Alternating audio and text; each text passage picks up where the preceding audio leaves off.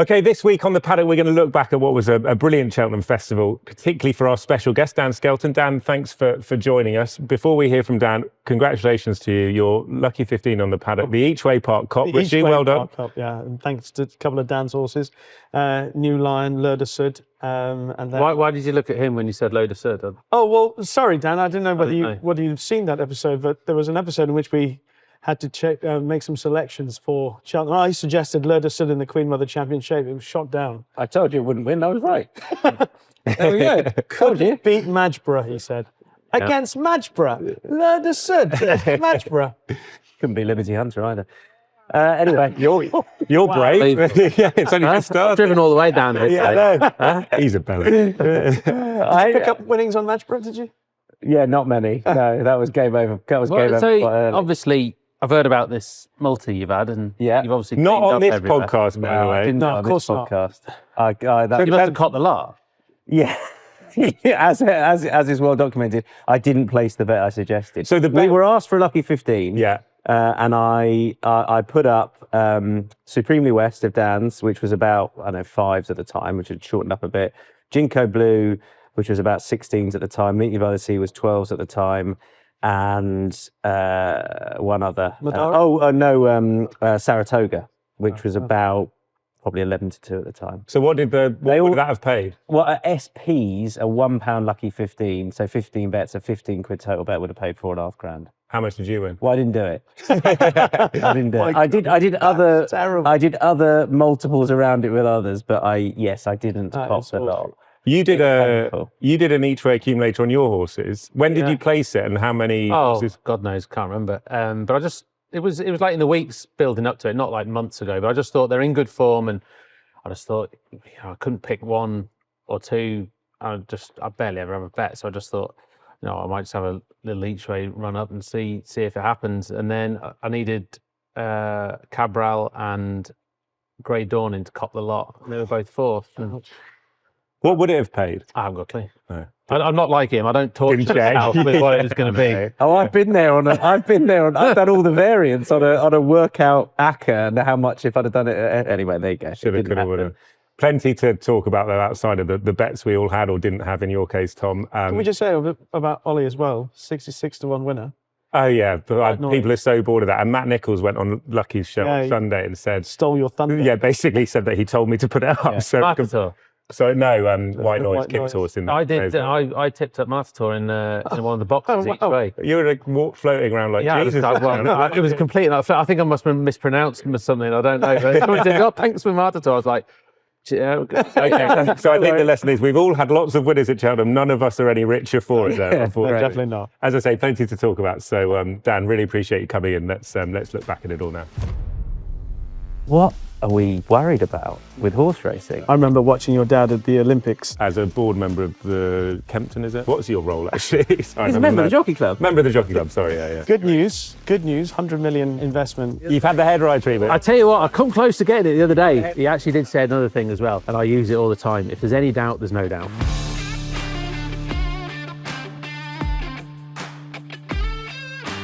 Dan, we've touched on some of the successes you've had already at Cheltenham, but how would you sum up your festival on the whole? I was really happy with it. We had a good feeling going into it. You kind of get to know, when you've done it a few times, how the build-up's going, individually and as a team. And I think you actually have to look at the team more than the individual, because the individuals, you're going to have them shine at any point in the year. You're going to get the odd one or two that steps forward for its race in October, January, whenever. So you've got to sort of look at the overall. And I just felt, especially after they galloped at Warwick, we took them for a gallop at Warwick about 2.5 weeks before the festival. They all went really well. And I just thought, yeah, we're where we want to be. And they all ran really well. Smiling owners, happy owners, they nearly all picked up prize money, apart from a few. And yeah, you come away going, can't wait to do that again. It's a totally different feeling when you have a winner coming out of that week than otherwise, because when you have a winner, you look forward to it again. When you don't have a winner, you're like, oh my God, I've got to go through 4 more days of that. And it is the hardest 4 days for all the reasons. But yeah, when you get a winner, you puff your chest out a bit and feels all right. I was saying to Oli when we were coming here that one of the things that I wanted to ask you about was regarding Cheltenham. You did very well, as you say. Lots of your horses ran well, won the handicaps. The 4 championship races, they all ran really well in New Lion, L'Heure de Sud, Cabral, and Grey Dawning.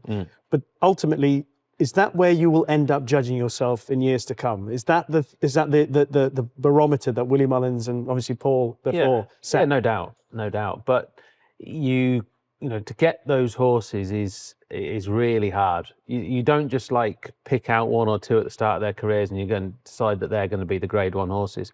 They have to have that quality. You can't engineer that into them. It's a bit different with the handicappers because you can work out, well, hang on, this one is improving, and you can sort of work a route, if you like, at any point of the year, not just Cheltenham.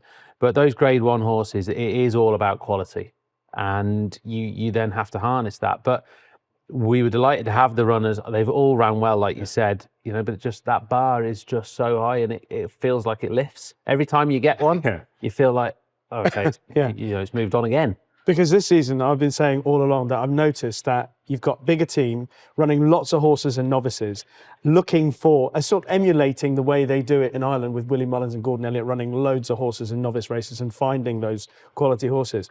So then the next step, I can imagine you're already thinking, yourself and Harry and Nick, etc., like, where are we going to fight? How are we going to bridge that gap now? Because we've got horses that can compete there, but you want to have the horses that are going to be the ones that will be favourite. You want to win, be the Willie. You want a Lossy Mouth and a Gaelic Warrior. You do, and I think there's no set recipe for it. That's the thing, is that, you know, if it was easy, everyone would be catching up hand over fist, wouldn't they? But we're not. We're catching up, and you saw the difference that England has made on Ireland this week, and we all predicted that going into this week. The English trainers, we knew we were going to get closer. We didn't ever think we'd quite get to parity, but we got a lot closer. But I can't tell you what the magic solution is, but it is a lot to do with relationships and where you're getting the horses from, how you're getting them. That probably is the main crux of it. So if that's happened though, that's that recruitment of the horses to lead into this festival being much better and it nearly being in the Presbytery Cup level. But that started 3 years ago, right? In recruiting those horses, more. Yeah.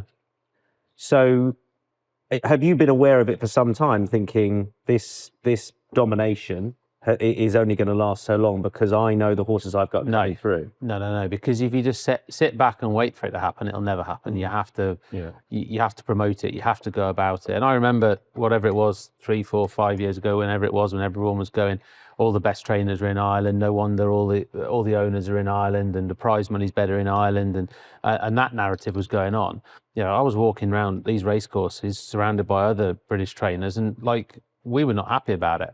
I'm actually surprised you didn't hear more, you know, from some more people about it, because, you know, it did not sit well with the participants. We were not happy with the comments. They were What comments? Just the fact that, Ireland's got better trainers, Ireland's got better this, Ireland's got better that. Everything was like, it wasn't so much as glorifying the Irish system. Like, it had gone further than that. It was actually hammering the English one. Could you see where it was coming from based upon the results that were being seen? No doubt. And we're not stupid. We could see with our own eyes. You know, you go to Cheltenham and you get beaten. You go to Grade 1 and you get beaten, and Willie comes over and wins all those races. You can see. And you know, it started to get mentioned, and then what happened is, I think it gained some momentum, and perhaps some louder people then went a step too far and actually started kicking the English trainers, and that was too far. But then, look, we pulled our socks up because of it, so whatever, you know. We spoke about it on the Friday night, didn't we?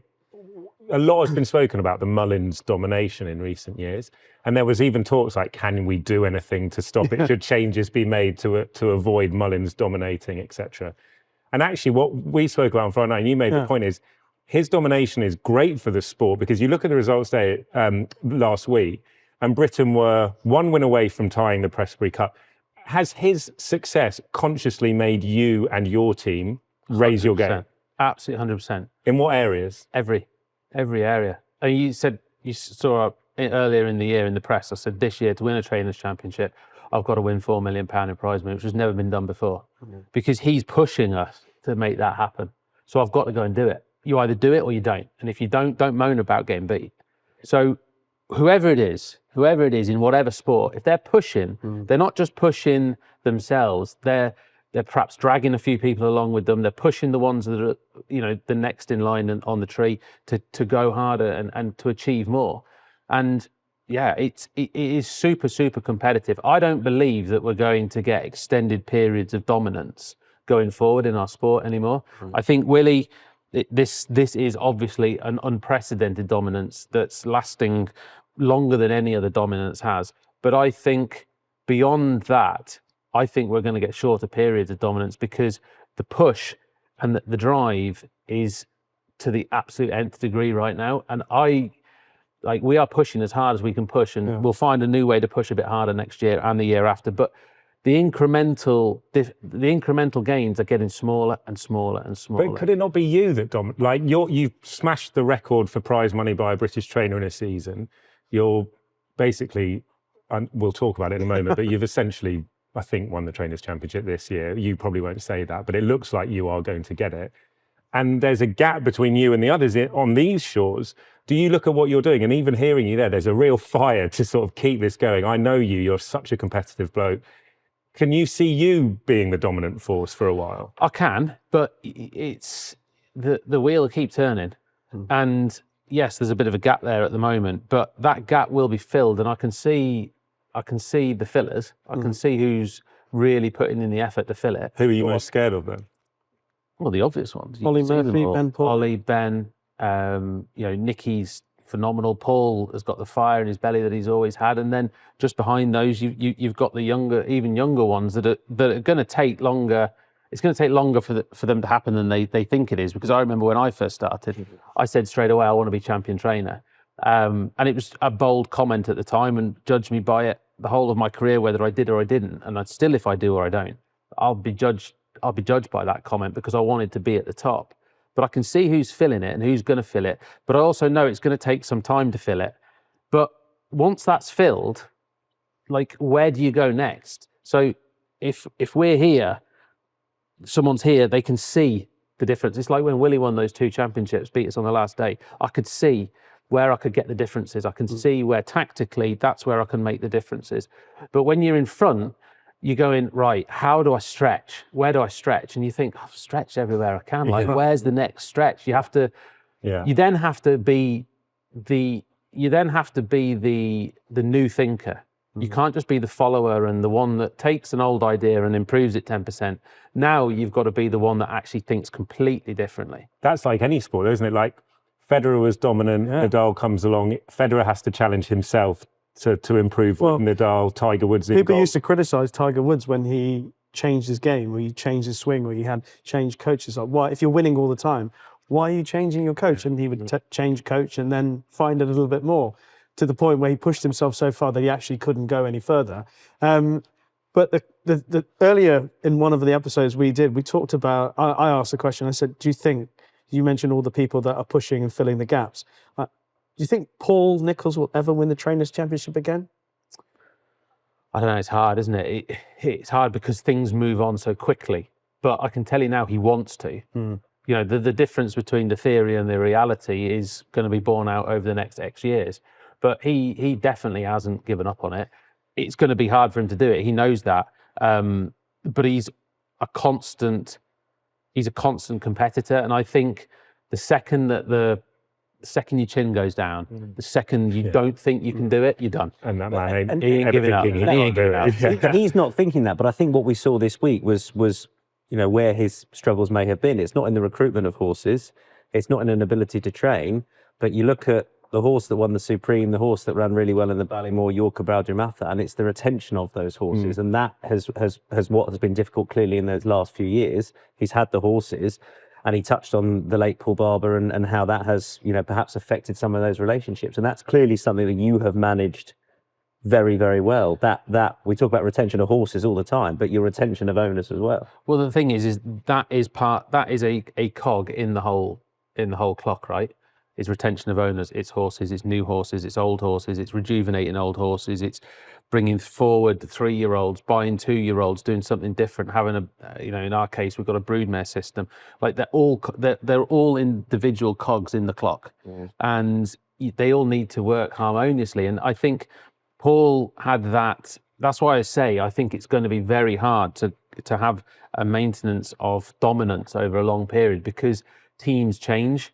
And what has effectively happened to Paul is it has been a team change. Yeah. There's been some older horses go. There's been some older owners no longer with us. A change of recruitment. The Tom Malone was buying them, isn't buying them quite as much. All of those things, maybe they just need a rebedding time. I don't know. We'll see as time plays out, but it's a multitude of things that make it all work harmoniously. And if one of those things is out of sync, like you've either got to correct it really quickly, and if you don't correct it really quickly, you've just got to give it the time. But how do you give it the time when you've got so many horses as you do? You're trying to map out Cheltenham winners a few months down the line. You've also got to work, like you've got runners at Plumpton today, for example. You've got a broodmare system. You've got to keep the owners sweet. Like, how do you find the time to do it? You've got to do it. You just got to do it. You just got to get it. You got to do it. And that's what I was talking about when your chin drops. If that happens, and especially if it happens publicly, and I'm not saying it has, but I'm saying like when that happens publicly, you're done. What must please you in any sport, right? What must please you about Cheltenham? Just looking at the horses you had, obviously the winners Madara and Supremely West in handicaps, but my daddy Paddy third in the Supreme, New Line third in the Champion, Lodesub third in the Queen Mother, Metas and Chur, really smart horse team, being second in a bumper, Cabral de Mathan fourth in the Stayers, Maestro Conti second in a Triumph, Panic Attack third in a Mare's Chase, and Grey Dawn in fourth in a Gold Cup. I mean, you've literally covered every base there with a really good horse. It's not just, you're not just winning championship 2-mile hurdle races, you're covering every area of the sport in terms of the races you've got horses to run in. Is that conscious to try? Yeah. You want to cover all bases, basically? Yeah, and some owners like particular types of horses. Some owners like to buy stores. Some owners like to buy form horses. So you can make the pegs drop in the correct holes at the start of the horse's career. Then after that, you've got to harness what they've got. And we put in another gallop last year. So we've now got 4 different gallops, different surfaces, different terrain, topography with them all. So we feel we can now train them all. We don't feel that if we've got a horse, it has to drop into our system and that's it. If it doesn't fit, it doesn't fit. And I think it's a massive advantage to have, is that we can find something that really suits the horse. So you are getting the best out of each horse. And we find ourselves throughout the year, weekly, if not daily, moving horses, because we've got 3 yards all in one place, but we've got 3 yards that use different gallops. Of the majority of the time, they can all use each other's gallops, but the majority of the time they each use different gallops. So we can actually move the horses around and say, that's not suiting that horse, we'll move that there, we'll move that there, we'll try that, doing that. So you've got 3 different training routines then for the dependent on which yard then, basically? Basically, yeah. Wow. Yeah, and like I say, and then you can say, right, that might fit that horse for that reason and that reason, and and then if they need a change, you've got it on your doorstep. Exactly. When you get a horse, you might not want to reveal, your mindset to your competitors on this, but do you get a horse in and do you go, this horse I think has a ceiling of roughly, give or take, this horse will be a 145 horse, this horse will be a 135 horse. How do I best maximise everything for that horse? Or is it more as the season goes on? It's a lot more organic than that. Right. Yeah, you have to listen to the horse. You have to do the right thing by the horse, and whether you think it needs a bit of time, don't race. You need, it needs more jumping. It needs more whatever. You can then give it the time.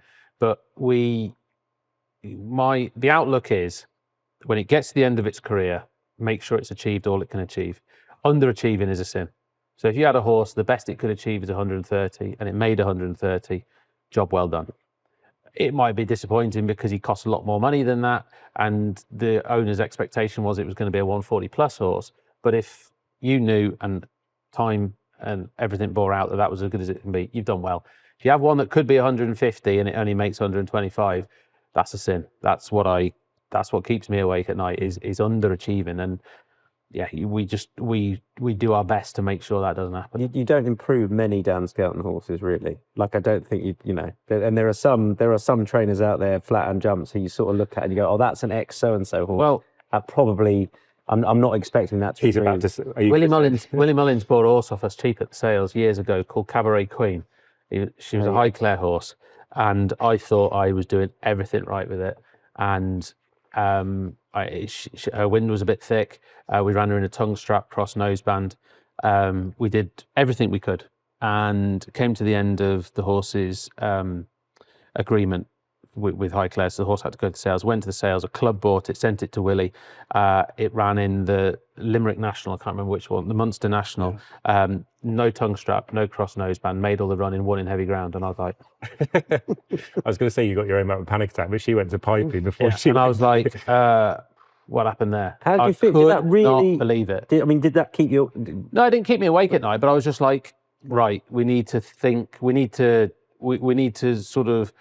We need to we need to try the wrong things and rule them out rather than keep doing just the right thing.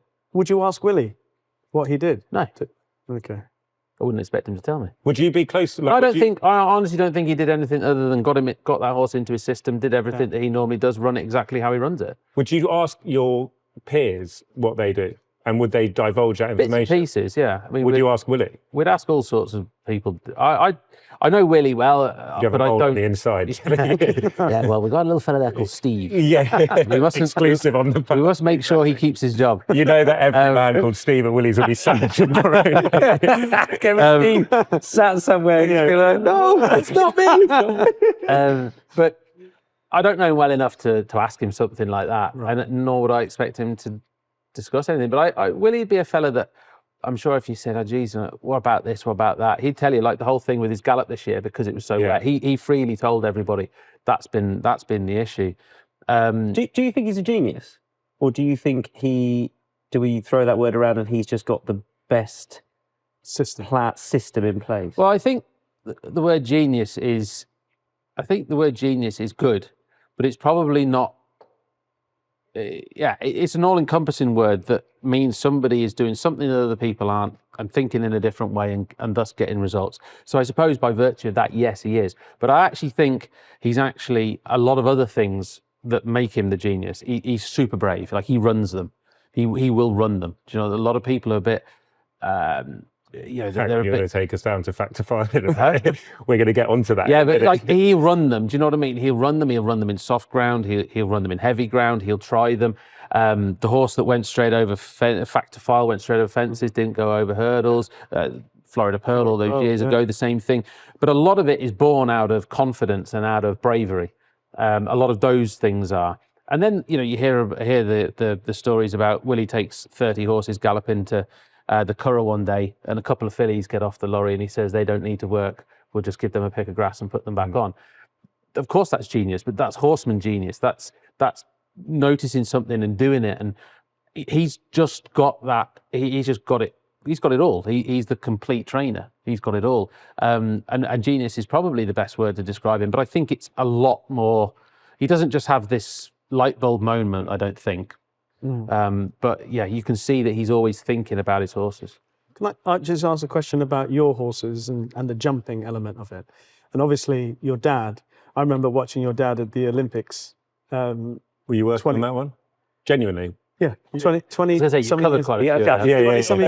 Yeah, sorry, we sort of get that. Oh my God, Olympics, 6 Olympics. Was it? It's Wimbledon to give you time off, obviously. But when he was riding Arco, Yeah. and I remember watching, your dad jumping Arco was a thing of beauty. And I watch your horses jumping. And every time I watch, like, you know, for example, the chasers in particular, I almost see your dad jumping on Arco. It looks to me like he plays such a significant role. But I have no clue. It's just a complete guess. He's played the biggest role historically in educating me and Harry on how to do the things that we do and how we treat horses, how we look at horses, how we diagnose things, especially how we jump them, obviously. But he's barely there now. He's in Florida a lot, and then he comes back over. They keep the horses in Holland because they jump a lot in Europe during the summer. But his influence on us has been how we were brought up with it and what was ingrained in us and what we do as instinct. And with the jumping, a lot of it is done at home, but it will annoy me forevermore that nobody appreciates how good Harry is at a jump. Well, I want to talk about Harry in a moment, because you really were very loyal, unsurprisingly. He's your brother. At the start of your career, said he's riding our horses when there probably wasn't the weight of support behind him that we all see now. But just on your dad, and forgive me for not knowing this, was he around a lot when you were younger? Because you probably would have had to be at competitions. Yeah, but we obviously we grew up with my dad. We moved away. We moved away from our mums when I was, I think, 13 or 14, and then after that it was everything with dad. But even in the summer holidays before then, or any holidays, we were jumping with dad. And dad has a unique style. Like Arco is a very, very hard ride. There's a handful of people in the world over history that would have been able to ride Arco to that level. He was an incredibly hard ride. My dad just has this innate skill. It's born. It's not educated at all. We all, especially me, I tried to ride like him and it was a disaster. And then we just watched him and the way he campaigned his horses, the care that he gave them, everything was just drilled into us to make it perfect. And the jumping element of it, I mean, we're talking about millimeters of difference. And he could not only ride a horse to get those millimeters perfect, he could also train a horse to get those millimeters perfect. And you got to remember, just like this job, this racing job, the vast majority of it is done at home. When you get out on the track, that's the bit that should then happen because it's been prepared. And so we were lucky that we watched all of that. You would have picked up, I imagine, a lot of it just from being there without him necessarily saying, this is what we do. Well, it's like when I worked for Paul. Like if you went around with your eyes open, you picked up most of it. And then if you asked a few questions, you'd pick up the rest. Yeah. I was lucky that when I was there, we had Paul, obviously, he was, those horses were just phenomenal. And then you had Clifford, who you could talk to as much as you wanted. I mean, Clifford wouldn't impart much without you really, come on, Clifford, I want to hear a bit. And then you'd have Ruby, who was just like, everyone thought and thinks Ruby is the best jockey, or if you don't think Ruby's the best jockey there's ever been, he's got to be up there. Even if you didn't rate him, he's got to be up there because he's so good. I thought he was the best horseman jockey that I saw, and his intelligence, his horse intelligence, was on a par with my dad. And it was strange because it was kind of like the first person I'd met since my dad who I thought was on that level, and he could think like a horse and he knew what would suit a horse and all those different things. And he could then explain it to me.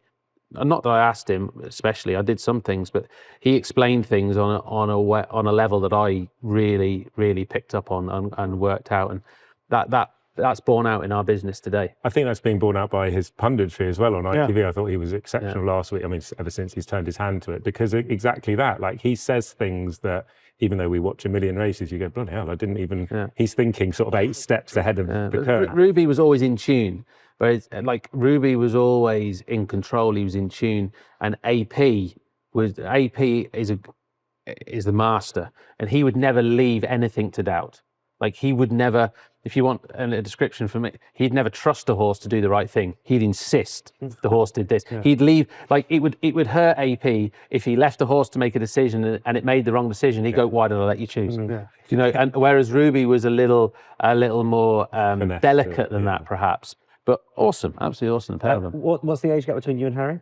4.5 years. 4.5. So I was reading an article recently, you talking about how you half brought him up, and you were always there for him. I've got 2 lads. There's a 2.5 year age gap, but it took me to them, and I thought how wonderful if any brothers could grow up to have that relationship. Yeah, definitely. And I think. And I know how defensive you are with regards to Harry. There was definitely a time where I think there was a perception that Harry in the saddle wasn't matching necessarily what you were sending out, and you stuck with him.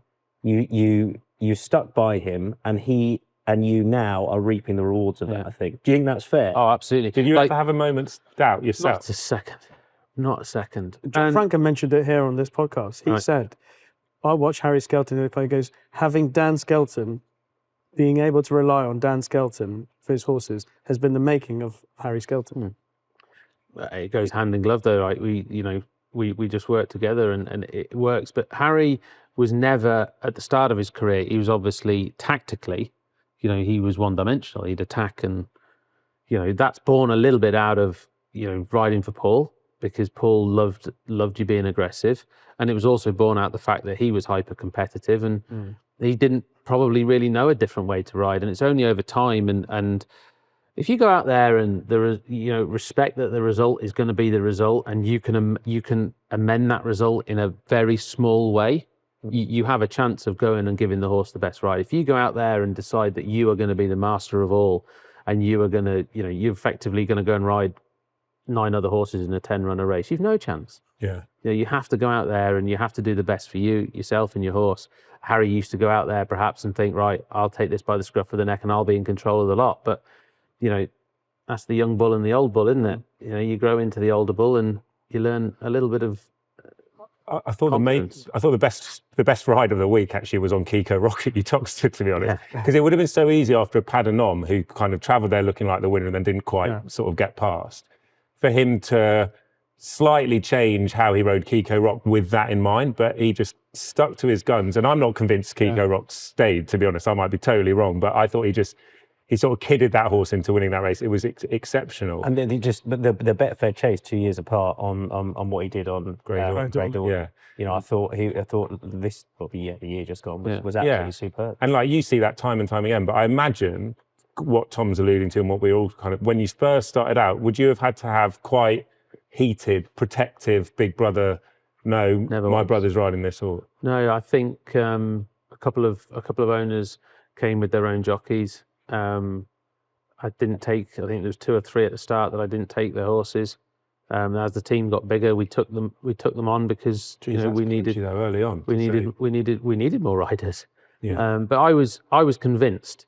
And you got to be convinced of your own convictions. If you're not, no one else is going to follow you. And this, I think, you guys all work together. And as far as I can tell, you're all reasonable blokes. And that makes it easy, right? That makes it fun because you like working with people. I'm lucky that I like working with my brother. And it's so nice to be able to do it with people that you want to do it for and who want the best for you. You don't ever have to wonder if there's an ulterior motive or there's something. Like it just works. Yeah. We know each other like better than anybody else, and we just know what works for each other. And sometimes we won't necessarily have a heated conversation, but sometimes we won't be in the greatest of form.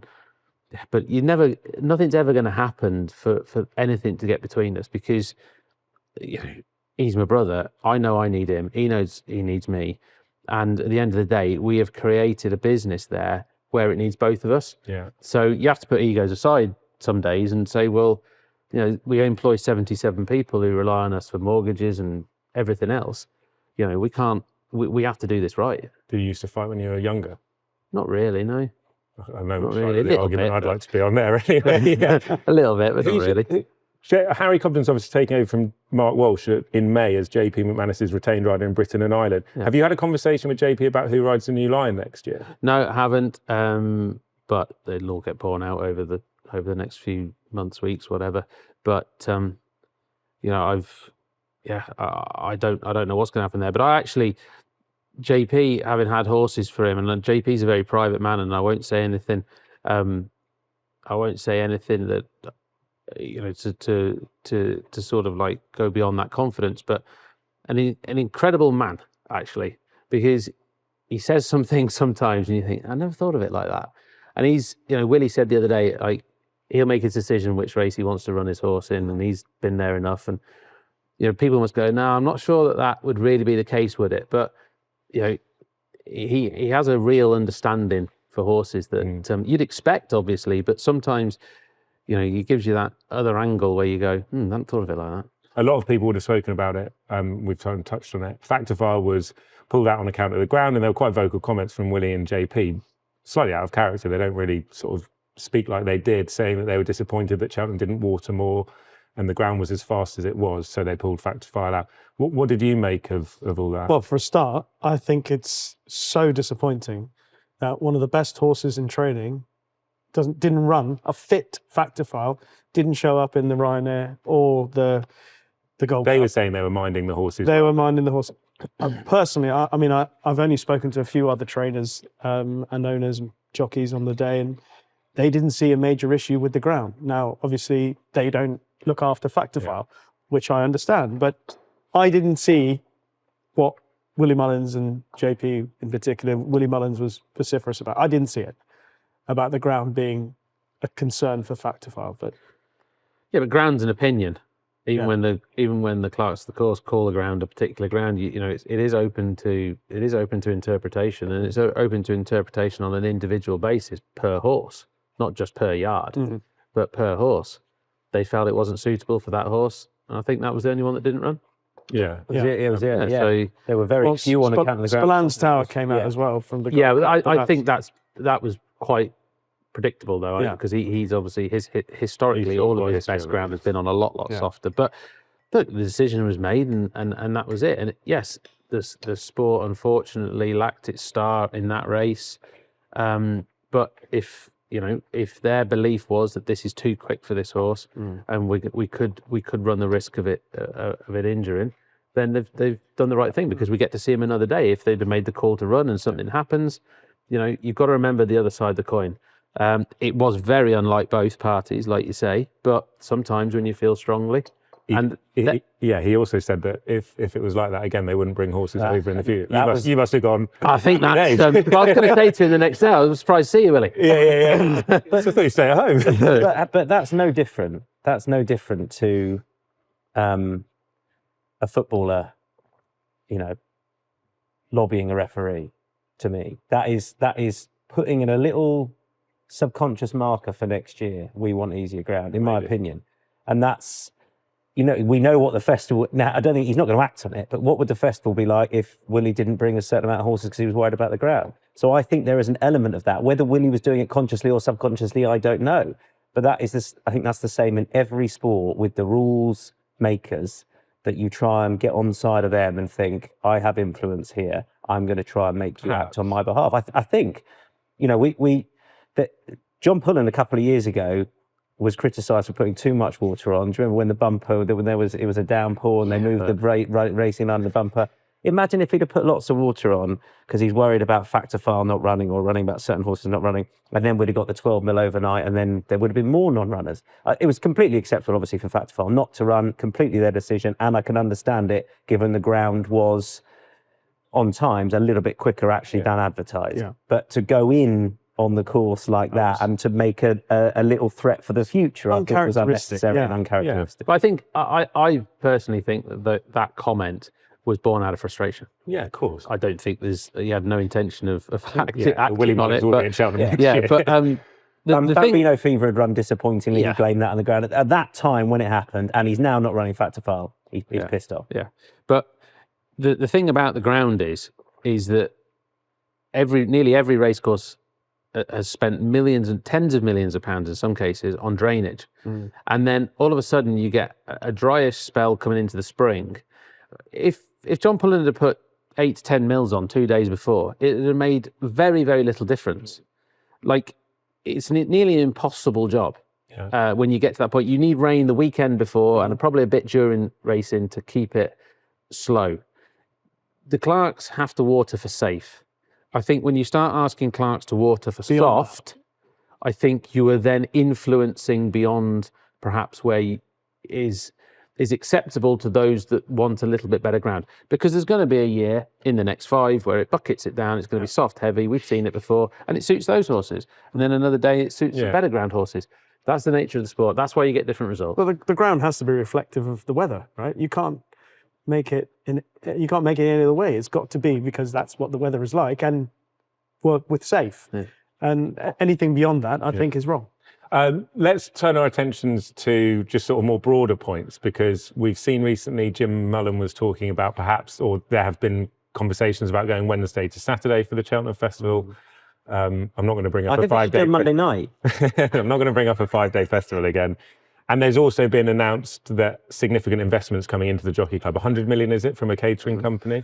Compass. Compass, yeah. So you might have your ear to the ground slightly more than I will as a board member of the Kempton, is it? What's your role, actually? Sorry, He's a member of the Jockey Club. Member of the Jockey Club, sorry, yeah. Yes. So many hats. What is the situation? Good news, 100 million investment in a partnership with Compass for the Jockey Club, which will see a significant investment in the racegoer experience, in particular hospitality. But what does that actually mean? Like, who's going to get what? Well, the Jockey Club and Compass are going to share in the profits. It does mean that there will be money put straight into the kitty, which will help with debt and also help with keeping prize money levels at the levels that they've got to, and hopefully in years to come, with the investment and profit, more prize money across the board. But I got the feeling that this was all about race day experience. So I was expecting Yeah, I think a lot of that. facilities and yes, is that a thing? facilities across the board. But I mean, obviously focusing on the big race courses, Cheltenham and Aintree to begin with, and hopefully it will filter through as much as it can. But I think it's a great deal for the sport ultimately, because it's going to benefit a lot of people, because it's a significant amount of money. Do you think it will filter through to the other racecourses in the portfolio, or do you think that? I suppose you, in your position, you can't really answer this, but I feel as though Rishi's now the official spokesperson for this 100 million. I don't know. I used to be a member of Jockey. But I think I think with Jim coming in, and the bigger picture is focus on the top end and focus on what we can really advertise and sell. Because there was a Tuesday I turned around. My job is going pre-parading then out on the course, and just before the Supreme, I always turn to look at the stand for the cheer, and then much more so than last year. I don't know why I thought, and they cheered as they started in the Supreme, and I thought, what are we worried about with horse Yeah, racing? but that's Cheltenham, isn't it? Like, look No, I don't agree with at that. this. There are what was I don't agree with that. 40-odd thousand there. Like, this is, and that's the Tuesday. There was this huge raw, packed stand, packed fields on the day. I was like, this whole sport is a gold mine. But you're not Like, here for what Imperial we're- Cup Day. Yeah, but my point is that the Tuesday of Cheltenham will always get a big roar for the Supreme. Yeah, of course it will. But you're saying, but that's Cheltenham. Yeah. I disagree. Like, we need to keep pushing the sport and the stars. Okay, I know. Like, if you get a Constitution Hill, you can get 25,000 people turn up to Southall, whatever. But there's a start, and he was promoted as such, and look what followed. Like, we spend way too long, like, in this sport, either negatively pressing or doing something that's of absolutely no benefit to us whatsoever. And then here we go, we get an opportunity to go and push it like really positively, and lo and behold, you get your result. Like we said coming into this festival, press and professionals, we feel like this is the most open, and this is going to be one of the best festivals we've seen for ages. And was it? Yeah, because you got that feeling, because we built up for that feeling. Whereas we got rid of all the negativity and we pushed hard on the positivity. And they're doing that with Epsom as well. I totally understand that. And I understand that there have been meetings through the year which have provided really competitive races, which meant going to Cheltenham, there were these clashes and questions that we still had, which was fantastic. I'm all for that. I totally understand. And we were really behind Cheltenham. There was a real weight of this is going to be brilliant. And it delivered, I think, largely. There was probably a few niggling problems here and there, but on the whole, it was a brilliant Cheltenham. My point is that, and you've got horses running at the top end that are winning a lot of prize money, right? You win a lot of prize money yourself. What difference does 20 grand to the Supreme make in terms of prize money? When you show the images of a winning owner in the Supreme, for example, anyone watching that on the telly will go, that is bloody aspirational, and they don't give a toss how much money it's worth. When you're watching it, you go, I want to be at Cheltenham, I want to invest in this sport. But for someone who is less affluent, if you have a class 5, class 6 horse and you're running for 2 grand, and I saw Basher Watts did a training fees thing. It costs something like 30 grand to have a horse in training for a year. When you're running in class 2, class 5, 6 races, a difference of 5 grand so that they're making money to wipe their face for a year will be massive, I think, would it not? At the bottom end. But can I just jump in? We're so intent on focusing on the top end, and I don't know whether that's right. The top end, focusing on the top end, for example, the Jockey Club group, isn't just about prize money. So all those people that Tom saw when he stood at the start of the Supreme, and you look back there, those people who come to Cheltenham, what we want is for those people to come to Cheltenham again, tell other people that they want to come to Cheltenham, want to come racing. So you want them to make sure that. So Totally. all the people that came, he's doing at Cheltenham. It's yeah, but not slightly everybody outdated. who came to Cheltenham this year had the perfect experience. There'll be people who had niggling problems, as you well know. For sure. So the point is to create that experience for those people, to ensure that they come back and to keep this growing. Because Cheltenham is the one event through the year, along with probably Royal Ascot, where it can compare to other sports, you know. And Aintree. And Aintree. Yeah, And we'll point to Aintree in a moment because that's now on the horizon. I totally understand that. And if you're putting some of that 100 million to make the customer experience better so that they go home and go, I had the best time at Cheltenham. What I was saying is that experience brings the people back, and they will in turn spend their money. And that it's not taking the 100 million and go, here's from the 100 million, here's 20 million to prize. It doesn't. Sure. That's not. But there have been instances of that where, like, I the guess. Sussex Stakes has had another 100 grand added. But you keep the people coming through Yeah, the but gates. I think there's a massive difference between flat and jumps. I think that the Sussex Stakes, the Derby, and all these races that have to, they have to up their prize money because they have to compete internationally. I think for jumps racing, it's slightly different. What you've said there, I'm so glad that you said that, because for so long I've said, stop trying to get the extra 20, 30, 100 people in the door and look after the ones that are here. Everyone's on social media nowadays. Picture, I've had a great day at the races. You should all come. Do you want to come with me next time? That is going to sell the sport more than, oh, come in, the Guinness is down £1. In my opinion, and I'm no marketing expert, but I think that is a load of bollocks.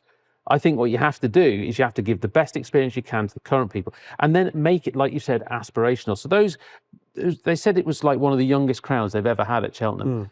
Get those people thinking, do you know what? Maybe we'll get involved down the line in ownership. We'll get a club together. We'll get a syndicate. Maybe we can be in there one day. The whole thing lifts up and up and up. Sure. I totally agree with everything we're saying here. What you've said about almost like the tiered system, the top end to the bottom end, like as it steps down, the problem is that when you are trying to get numbers through the gate and you are trying to promote a sport, any sport, you have to concentrate on the top end because that's what sells it. Now, the trickle on should definitely happen. Yeah. The FA, right? The FA makes loads of money from the FA Cup and from Wembley and and then it trickles on all the way down. Grassroots football. Exactly. And that's how it should be. We need to get better at that. Yeah. We need to find a better system for that. But what we cannot do is just go, no.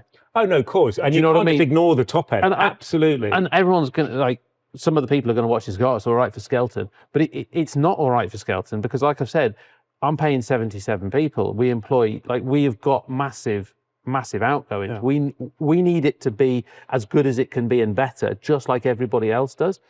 I think we've got to find a better vehicle for making sure that the grassroots happens. My personal feeling is you've got to cut the amount of races you've got because then you can actually increase the productivity and increase the appeal of the bottom end. And the prize money in that. And thus the prize money goes up. You have less mouths to feed, not as in terms of less mouths to feed, but you have less outgoings. You know, there's going to. I'm not talking to the Jockey Club member, but there's going to be some race courses that go over the next few years, right? Yeah. And we have to look at that. I'm afraid, and there's going to be people shoot me down here. We have to look at that as a positive light as we can, because those race courses are going to go, whether you like it or not.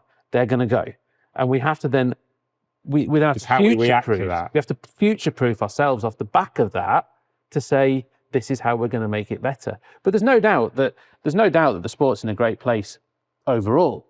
You know, it is. It really is, and we've got to keep pushing hard. Do you think it is? Oh yeah, 100%. Yeah, we are always going to have the same problems that we've had for forever. Okay, and what we cannot do is we cannot afford to ignore them. But at the same time, what we cannot do is completely dwell on the same thing all the time, going, we've got to get that right, we've got to get that right, we've got to get that right. Everything goes into this tunnel vision of, there's only one thing that we can get right. And make no mistakes, that's happened over the last 10 years because everyone's gone like this and forgotten about everything around. Yeah, but from the outside looking in, you've got the BHA chair that lasted 3 months and couldn't make any changes. You've got, you've got some race courses are struggling, some race courses aren't providing competitive races. There's lots of different things outside of a spotlight week like Cheltenham that are not great. Well, this comes back to what Dan said there towards the end of his point. It said, we've got to cut the fixture list. And then you come back and go, well, hang on, the race courses own the fixtures. well, hang on, we're not going to get our independent board. So we can't cut the fixtures because the racecourses don't want that to happen. Unless the Jockey Club, which I think may happen, suddenly branch out and make a stand. There is. But I listened to a podcast last night. I think it was called the Business and Sport podcast. We'll put it in the show notes. I can't remember Charlie Methven. He was excellent. And he talked about 6 million people a year go horse racing, 14 million go and watch the Premier League, and then it's a third of that who go and watch rugby and cricket. So that's where horse racing is, right? We are in such a great position as far as eyes on our sport and how much people want to go racing. And it's an absolute goldmine of a sport. The question is now, what direction do we want to go in? Do you want to really focus on the top end and make it into a Premier League? Like a 2-tier racing system? However, I don't know what the answer is. But it feels like there's a chance now to really capitalise and push that very top end across both codes and say, this is what we have, and get even more people through the door. But he used the phrase, currently the sport is drowning in mediocrity, drowning in dross, is what he said, because we have too much. But if we're going to try and narrow that, then we need to do what Lord Allen was trying to do and wasn't capable and wasn't able to do. Would you welcome then, and I don't know how it would look, by the way, but would you welcome a elite group here? Maybe that's the wrong way of putting it, but a 2-tier system where you've got your championship here and you've got your Division 1 essentially. I really don't know how Premier League Division 1. I really don't know how it looks, but it looks different to how it is now. There's no doubt about that. And I think it's easier on the flat to take those like elite races and make them a global, you've presented all over the world with those globally attractive races. So we can take the Derby, we can take the Coral Eclipse, we can take those Champions Days and everything else, and we can push them out to the world and say, this is as good as anything. Yeah. We can also take the Cheltenham Gold Cup, the Champion Hurdle, the Grand Nationals and everything else. We can say, this is great. Now, what that might do is people start watching those elite jumps races and they go, hey, I'm really into this. I love the thrill of it. Now I'm going to get behind the scenes of it, because that's how some smaller sports in the world start, right? By a little bit of interest, gathering more and more interested, and then there's some stories to go along with it, and off you go. But I genuinely think right now we have got the best chance we've had in forever to get this right over the industry. But it's important we do get it right. It is. And this almost feels like it's the last chance to get it right. Lord Allen came in, couldn't get it done. We all know why he couldn't get it done. And I'm not going to go into that here because I'll get shot down. But those people that meant it couldn't happen, they need to take a look in the mirror and say, oh, are we actually going to help this sport be progressive, or are we going to keep standing in the way? There's only so long the participants are going to put up with it. And before long, the top end owners are going to come along and go, do you know what, we've had enough now as well. When that happens, look out, because then there'll be a lot more money behind the talking. And where there's money, there could potentially be things like legal challenges and that type of thing. But Jim Mullen has come in and he said, right, we're going to do this, this, this, and this, and we are going to do it, and we're going to do it properly. And because he's done that, people are getting behind him. And right or wrong? 100%. He has actually come up with a strategy. Exactly. And whether it's a good strategy or a bad strategy, it's a strategy which we've never had before. Yeah. The BHA, as soon as it can get its house in order, we're off. Then we're heading towards the promised land. I don't know what that looks like. We're going to need to get some better people in to show us what it looks like. So that's the main question, isn't it? We've got to get better people in. We have, and no doubt. And were we on the right lines? I don't know. But what you cannot do is you cannot get someone to come in and go, can you come and help us, please? You look really experienced and you're fabulous at this and you're fabulous at that. Certainly, says them. How do I go about doing it? Well, the problem we've got at the moment is that you can't go through that door because they're blocking it. And you can't go through that one there because they're blocking that one. But we think we might be able to sort them out, but they're always going to be a problem. So racing needs to decide, are we eligible for change? Are we eligible to bring this sport into the new era? And are we wanting to go forward? And whoever's blocking it, have the coconuts to stand up and go, no, I'm going to block it. So at least we know who we're talking to, and we can say, well, why they're blocking you need to be out the way because you're holding us all up. But and it's going to get legal. Yeah. It's going to be fascinating. But just to say, you talk about people taking a look at themselves in the mirror for blocking the progress of the sport. If I'm in that job, and my job is to make money for my shareholders. That's what I'm going to do. There's my, you're not, And that's the you're challenge, not, isn't it? that's the But how long challenge. do these shareholders want money for? Do they want money? I Do don't- they want just jam today, or do they want a bit of jam in the future? Because there'll be no jam in the future if they keep blocking. There has to be a happy point where everybody can get along. We can't find the happy point because everyone's currently fucking arguing about it. I really like the idea that what you're saying about really showcasing the best of our sport, doing whatever with the money to make the Cheltenham experience, for example, as good as possible. And then lots of people go out of there. You see on social media, we had Dom on from Invades and the work that they're doing to kind of let people look in who haven't come to the race and go, that looks like a hell of a lot of fun. But if that is the case, and I hope, and it is happening, definitely happening, then the kind of second tier, if you like, needs to be ready so that those at the bottom end can still get a return on their investment, a good experience when they go, when those people go, my local tracks, say Wincanton, for example, and I had a great day at Wincanton, and then we ladder up to the main event, which next for us would be Aintree, I suppose, wouldn't it? That's on the horizon. So I think we're probably all kind of singing from the same hymn sheet a bit here. I think it was after Cheltenham last year, I came away thinking, this isn't, I love this sport, and where are we, what are we doing? That didn't feel great. And then we went to the Derby, wasn't great, I know. But then we really picked up. The Christmas period was awesome. I've really enjoyed that festival. Maybe not everyone that shared that view, but I thought it delivered on what it promised. And now I'm going, let's make this count, because we're in a good spot here. There's a real appetite, isn't there? Like fire in our bellies as a sport, I think. Nobody went to Cheltenham and didn't look forward to going to Aintree. Yeah. And that's a great position to be in, right? 100%. Yeah. Talking of Aintree, Panic Attack, is she going to run in the Grand National? Hopefully, yeah. Hopefully. I thought she ran a nice race at Cheltenham. I wasn't underwhelmed with her at all. How can you be? She runs a best race all the time. We're very proud of her. I thought maybe a little bit hard overhead. Maybe we could go and give Dino Blue a bit more to do, but she was phenomenal, Dino Blue. So yeah, I think the trip is much more to our liking over further. Whether she gets the full 4 mile 2, I don't know, but yeah, we'll go and give it a go. We're going to have Chris Hughes on next week on the Paddock, and he's obviously covered it. So from a more social point of view, he'll be able to explain the differences between Aintree and Cheltenham, for example, away from the track. But how do you see the difference in terms of your mindset going to Aintree? Probably Very similarly. differently, yeah. Similar to Chris, I imagine. Yeah, it's very similar to Chris, actually, yeah. Aintree and Cheltenham are very, very different, yeah. It's great, though, because we get to take the show on the road effectively to a different part of the country where there's a totally different vibe. And that vibe rubs off on the participants. Like, you won't hear us going, oh, there's pressure here. Like, we go up there for the carnival. It's absolutely fantastic. It's the best 3 days racing of the year. And I don't say that because I find Cheltenham to not be the best 4 days racing of the year, but Cheltenham's intense. The spotlight's on, you've got to have winners. Whereas you go to Aintree and it's all just like, it's fun. You know what I mean? It's just different. A great racing, a different atmosphere, and again, a different way to showcase our sport, but absolutely brilliant. If you haven't been, like, listeners haven't been, like, you've got to get up there. I mean, that will blow your socks off. You've had plenty of success in Liverpool for Sir Alex Ferguson, Manchester United legendary manager. What's he like to train for?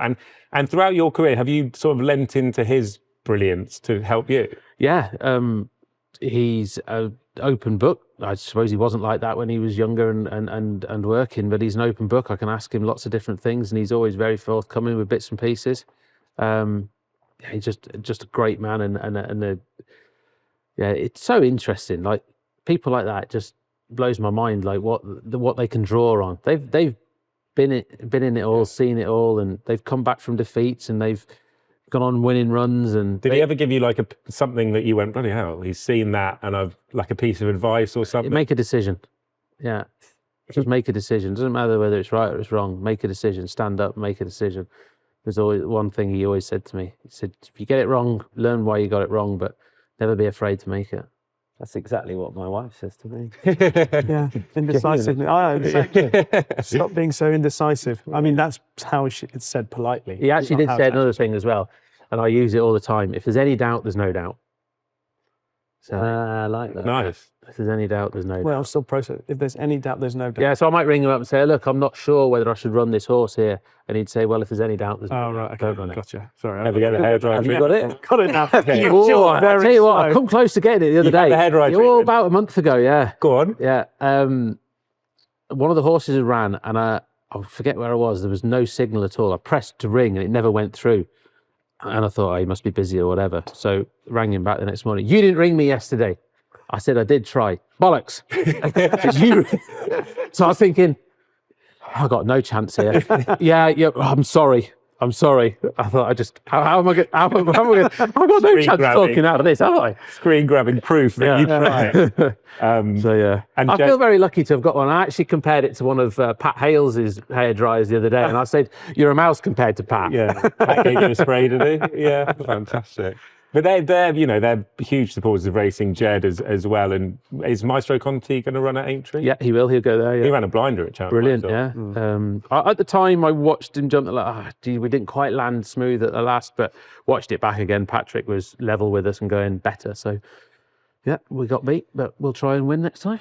I'm trying to remember whether we actually discussed this off air or on air at the top, but I'm going to ask you in case we did it off. But if you're going to have a runner in the Champion Hurdle next year, who's it going to be?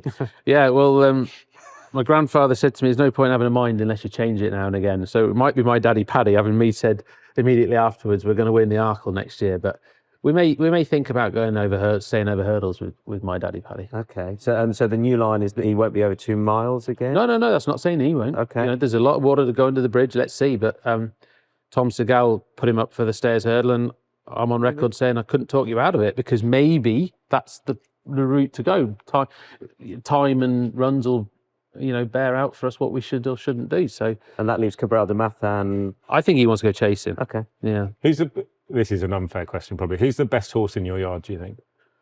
Well, longevity, protector. He's unbelievable, isn't he? There we go. Keeping Sir Alex happy. Don't want that ahead. Longevity. Yeah, I He's don't been a know. legend. I really don't know which is the best one. I don't know. I mean, so many good horses. No, they're a good bunch. They're, I really, really don't know. I feel like it might be Cabral. I don't know. He's good, isn't he? Yeah. Yeah. And actually, saying to his owners, like, you didn't win, and they had a great day, and they thought. I said to them, look, if we run in this race, I can guarantee you're going to think you'll think you're going to win. Yeah. And they did. They thought all the way till 3 strides after last. Everybody did. They thought they were going to win, and they said afterwards, I prefer to go out like that than pull up at the top of the hill. And Definitely. there was always that question mark over the stamina, but stamina stops horses, I believe, whereas ability fades. So if you're not quite so good, you just sort of fade out of contention. Peter out, yeah. If you run out of stamina, Because Harry, That's when I did the beaten jockeys, and when I asked Harry about Cabral, he just said, we'll have to have a look at him because he stopped quickly. yeah, and we did. We went through him with we scoped him. We did everything, and everything was 100%. He just ran out of stamina. Petrol gauge ran out. Just dump. Well, the beaten jockeys were quite lively at Cheltenham. Did you see that? The bomb Yeah, Queenie. Declan Queally. What did you make of all that? Look, a racing incident. Yeah, I'm glad they put it to bed Yeah. basically afterwards. I mean, can you believe that Davy Russell's the peacemaker? I know, yeah. That wasn't you give the wings. That wasn't a role we all predicted him. That wasn't having, much was in it? go-kart at Cheltenham. It was really nice to go from one day, we were sat there in the evening, was it the Tuesday evening or the Wednesday? Wednesday evening, wasn't it? Yeah. Wednesday, And you're going, I hope this doesn't overshadow the week. And then by the Thursday afternoon, we were all sat there sharing silly photos and Memes of memes it, yeah. and just laughing about it. And I'm so glad that happened and that it was sorted out like that. And I don't know if there is anything over the horizon on it, but I'm glad that that's where the festival ended up with it. Yeah. The memes were fantastic. They were very good. Bowyer and Dyer and all that shaking hands after. We touched on some of the great horses there. It's likely, and you probably don't want to say it publicly, but it's very likely you're going to be champion trainer. If that is how the rest of the season unfolds, and as I say, it's a very high chance you will be, what will that mean to you, Harry, the whole team? It'd just be I think probably the ultimate team accomplishment, because it is a team accomplishment. My name will go on the trophy if we get that far, but you're propped up by a thousand wheels, doing that. And right from the very start, the first horse we ever ran, that was where the journey began. The desire has always been there, and the desire will continue to be there. If we do it, it'd just be the ultimate achievement for the team. The individuals, are winning those individual races, and that's collectively what brings you to that point. But we mustn't lose sight of both. But I suppose I went out on record that long ago with my intentions to try and compete at that level, and whether we've won it or not, we found ourselves competing at that level for the last 3, 4, 5 years, which is exactly where we wanted to be and needed to be. And it's a proud time for the whole yard for those last few years. It'd just be a little bit more proud if we won, really. But yeah, it is going to be hard for Willie to win now because we are 2 million ahead, which is, at the end of going into Aintree last year, we were 1.3 ahead. So, all the numbers point to a more comfortable position, but you are dealing with a man who can achieve anything. That's the thing. So, yeah, hopefully he doesn't spoil the parade too much. I think in our first paddock, this is great. Rishi and I had a bit of a set to Again. and I was wrong about that as well. You said Mullins would definitely win the Definitely. championship. What I said was, This year. That's what you said. Don't listen to the. There's a lot. I mean, What I said was at the price. how do I get sat here? At the prices at the time, because you were a bit further ahead, I was making the argument that it was short-sighted because the most likely person to have the 1, 2, 5, 6 in the national is Willie Mullins because of the horses he's going to run in it. And it's all about that meeting. And I felt it wasn't taken into account. What I hadn't taken into account is that you might be an extra million in front. And to be fair to Rich, that's the point that you made about how you'd started the season and the horses you had in all different divisions, just how much stronger you were. My tail's between my legs, Dan. Yeah. Will you ever do an interview? No. Is that all? Yeah, that's it. I'm done. Okay, fine. I was wrong. We've got to wrap it up. Just before we go, can you give us one or a couple of horses we should keep an eye out for the remainder of the season from your yard? Obviously, with Aintree coming up, we've kept Protectorat fresh for the bowl. I think he'd go a massive chance. And Dalston Lad, we kept him fresh for the 3 mile novice hurdle, which is a race that can really cut up. You can get like an unusual winner in that. So we've kept him back for that. Yeah, I think that's about it, really. Thank you very much, Dan, for that. We will follow those 2 horses. Congratulations on a great season. Good luck for the rest of it, and well done on a great festival. Dan Skelton there, our guest on this week's Paddock. Make sure you like, subscribe, follow at the Paddock UK. If you've got any questions for future episodes, do let us know in the comments. That's all from myself and the team for now.